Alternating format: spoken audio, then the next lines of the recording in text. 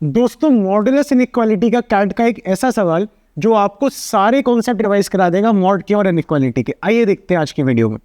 तो सबसे पहले अगर मॉड हमें दिखता है तो दिमाग में आना चाहिए कि मॉड हटाना है। मॉड कैसे हटेगा? तो दो केसेस बना लेते हैं भाई।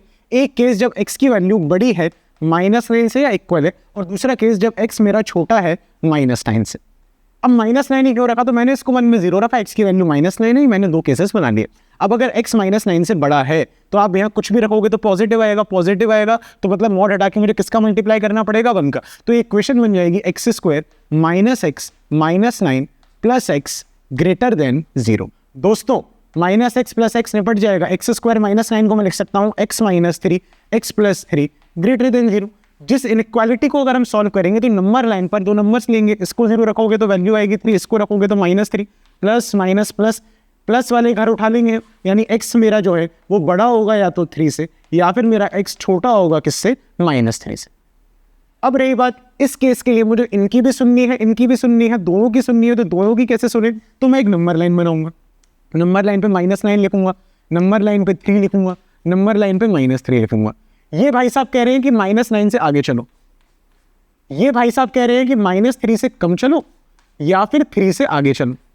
दोनों जो कह रहे हैं वो है कि -9 और -3 के बीच में चलो या फिर 3 से आगे चलो। तो ये मेरा पहले केस का आंसर आ जाता है।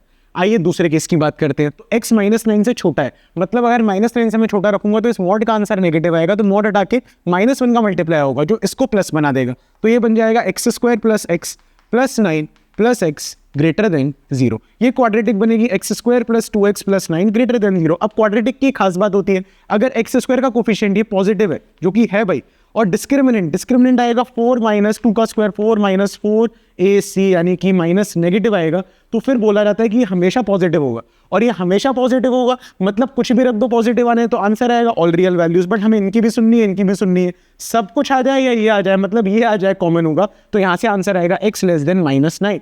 फाइनल आंसर के लिए या तो ये होना चाहिए या तो फिर हमारा भाई ये वाला आंसर होना चाहिए। तो कैसे लिखे जरा, आइए समझिएगा। अगेन मैं एक नंबर लाइन बनाऊंगा, नंबर लाइन पे -9 -3 और 3। अब ये भाई साहब क्या कह रहे हैं कि -9 से -3 के बीच में चलो या फिर 3 से आगे चलो। ये कह रहे हैं -9 से कम पर चलो। हमें इसमें कॉमन नहीं देखना, कुछ भी चलेगा हमें, तो मतलब जहां जहां शेडेड है वो सारा उठा लेंगे। तो मेरा फाइनल आंसर आएगा x will be less than -3 और x will be greater than 3। CAT का PYQ है, सारे कॉन्सेप्ट हमें रिवाइज करा देता है। कमेंट्स में बताइएगा कैसा लगा, सेव कर लेना, छूट ना जाए आपसे भाई।